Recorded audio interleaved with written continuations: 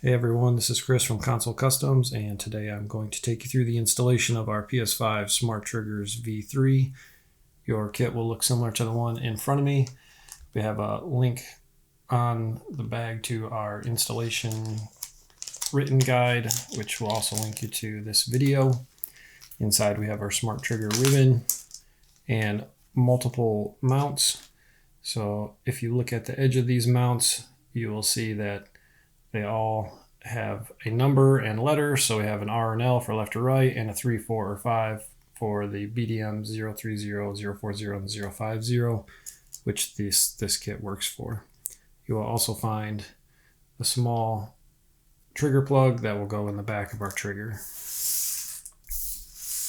For this installation, you need a Phillips PH00 screwdriver, as well as a few other tools. So we need a small pry tool to remove our triggers, a small pocket knife, or you could use a pair of small side cutters to remove a small tab off the back of the trigger, and either a pair of tweezers or needle nose pliers to remove some ribbon cables. Okay, let's get into opening this BDM-050 controller. To do that, we need to first remove this black trim piece around the thumbsticks. It's easiest just to use fingernail under the bottom edge of that here. You can also use the pry tool, but it's easier this way. You can just kind of work that up over the thumbsticks and it pulls off. Next, we need to remove the R1, L1 triggers. So for that, we will use our pry tool to get behind that trigger, and it just pops out.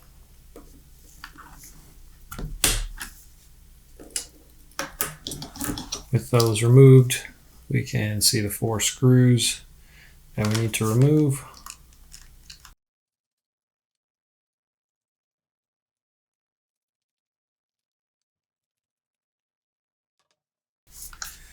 Okay, with those screws removed, we can start to separate the shell, and there are 2 clips here that we need to just release. We can use our tweezers or some other thin object to get underneath and release those. Lift up the shell, and the whole back just pops off. Inside the controller, we can remove the battery. It's just plugged in.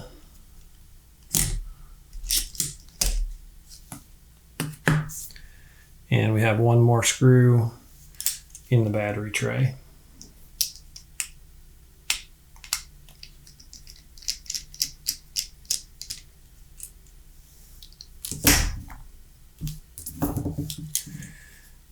When we remove the battery tray, we need to be careful because there is 1 microphone ribbon cable there.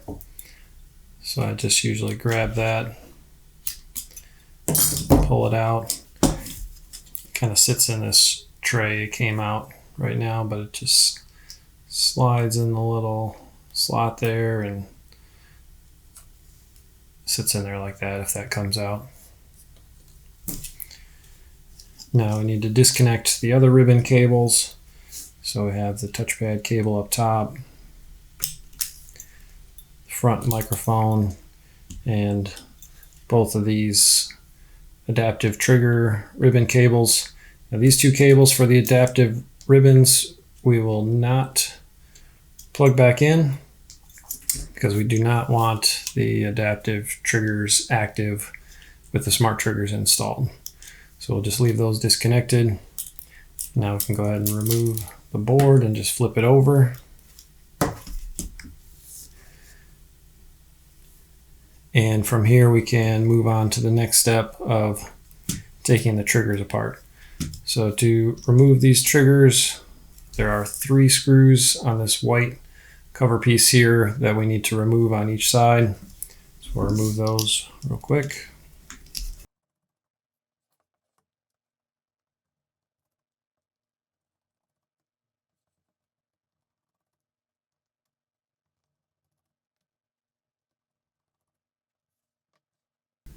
Okay, with those removed, we can now just pop these white covers off.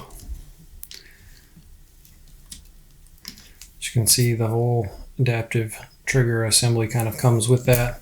So we'll just do that on both sides.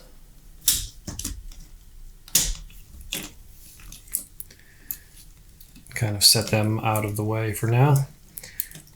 On this controller, the trigger has a pin going through it that's actually part of this little quarter gear here. So we have to slide that out just like that. And we can remove the trigger. We'll do that on both sides.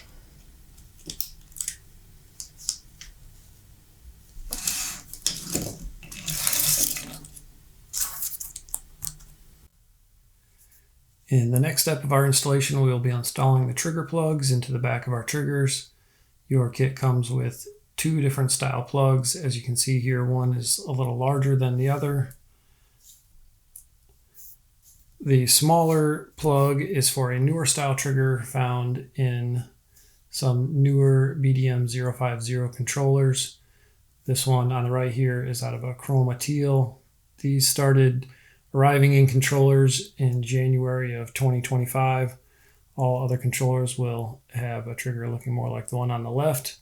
So as you can see, the one on the right has smaller holes at the top in the center, and that goes with the smaller insert. During this installation, I will quickly show installing both of them, but it's generally the same process.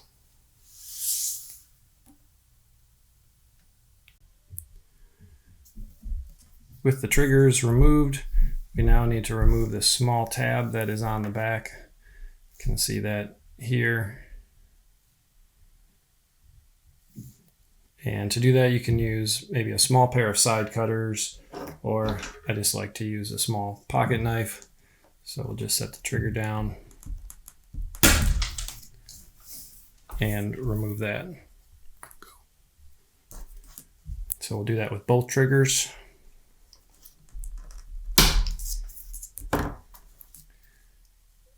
With both of those removed, we can now take the plugs from our kit. So we have our two small plugs, and those will go in the back of the trigger inside those two holes. You can see there's a small cutout on the bottom of this that needs to go towards the bottom of the trigger. So we'll just push those in like that.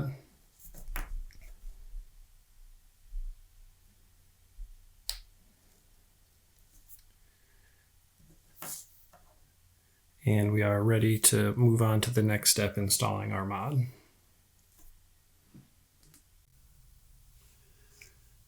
And now we will do basically the same thing with the newer style trigger.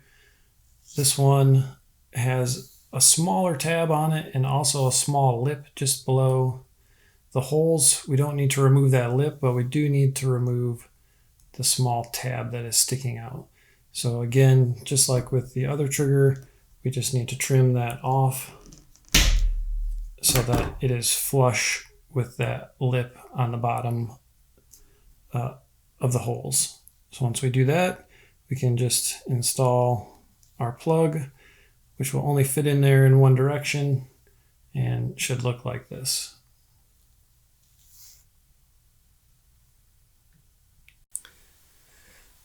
Next, we will take and remove these two little rubber pieces from behind the triggers. So those just easily pull out with a pair of tweezers. Those will not get reinstalled, so we can just set those off to the side.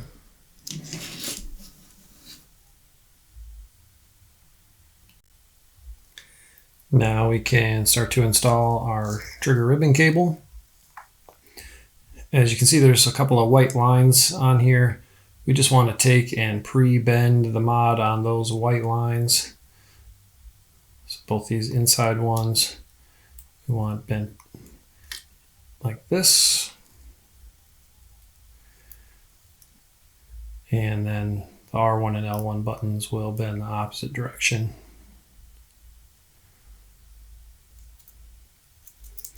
This will just help the mod to lay flat when it's installed in the controller. So we have something like that. And we can go ahead and start installing this by putting the R1 and L1 buttons in place. Just need to make sure it gets behind this little metal part of the trigger spring. I like to take a pair of tweezers, just kind of help set that back in there. We'll do that on both sides. Again, getting it behind the spring.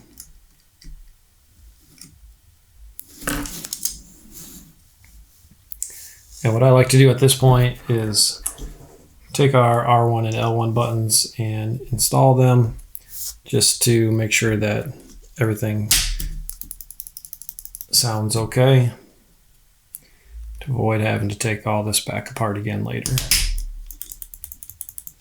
So as long as those click well, then we can just remove those again.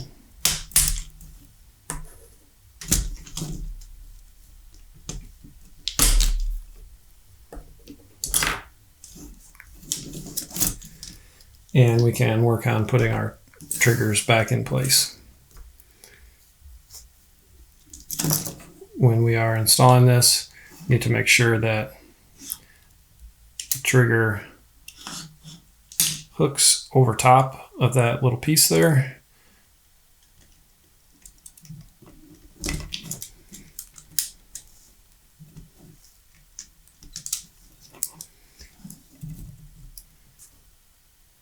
And then we will reinstall this gear using the correct one.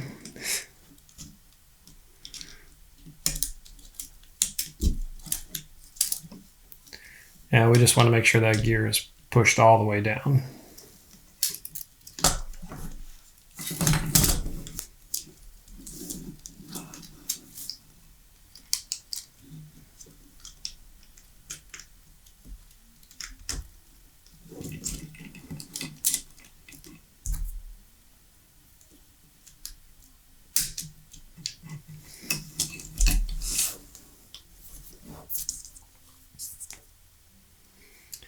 Okay, from here we'll just make sure that the mod is over top of the two pins, right over top of the controller's flex cable.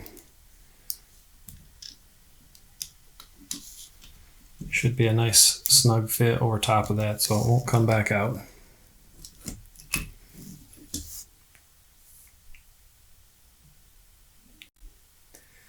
Okay, from here we will reinstall the two adaptive trigger housings. Just need to put those in place, snap them down. If it does not want to snap into place, it could be that this little black gear has turned. So you can see one part of this is kind of solid and the other half is with teeth. So we just want to make sure the teeth are facing the open portion that will go down and meet this other gear on the trigger.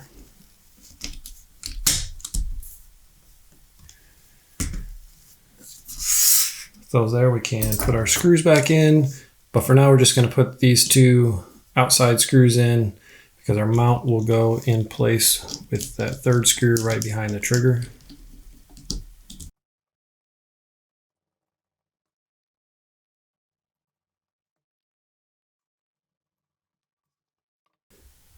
Okay, let's get our mounts into place. So we will grab our two mounts with the 5R and the 5L. And we'll take the last screw of each. I like to put the screw into the mount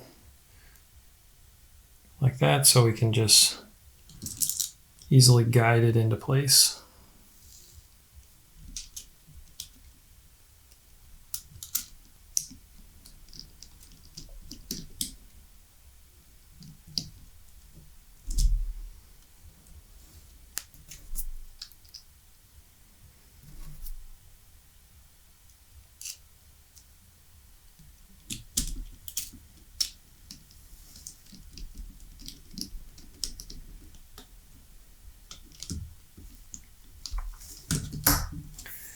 All right, we just want to make sure that those mounts are parallel with the back of the trigger, and we can put our trigger ribbons into place. The R2 and L2 ribbons will be snug to fit into place here. So usually you'll need to push down on the button as we slide it into the mount. So we slide it in, we just make sure it's all the way in and down into the mount, and we can test that button out.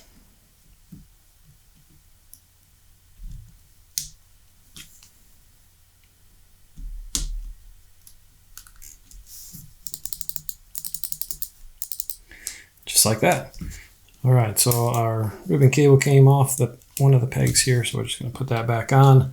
But otherwise we are done, and we can just put our controller back together. So we'll flip this board back over, make sure we keep the other ribbon cables out of the way, especially this front microphone cable likes to hide under there. So from here we can plug back in our touchpad ribbon cable and our front microphone cable.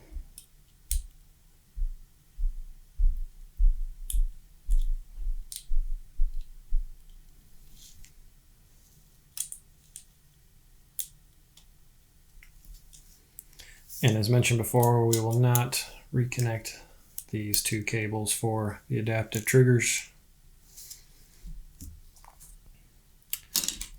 So we can put our battery tray back in place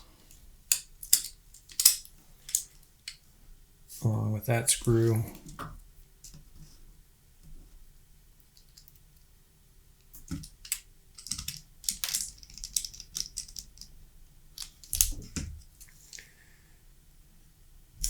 And the front microphone. Sorry, back microphone.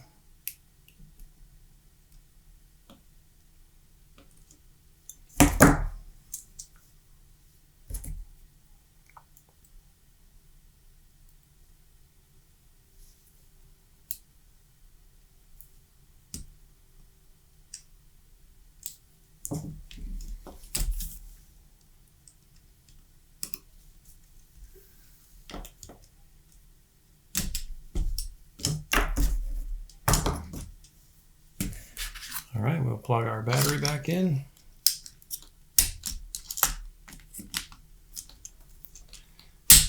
Tuck that in. We'll tuck our adaptive ribbon cables in there. And we can put the back cover back on. Make sure that's all snug in each side, and put the 4 screws back in.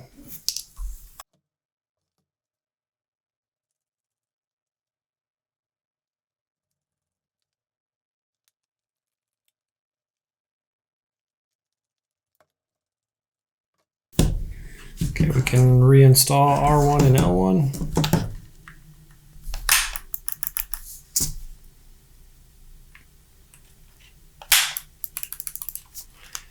And finally, our trim cover. Just double check everything's working. These triggers are available on our website, eBay, and now on Amazon. Thank you.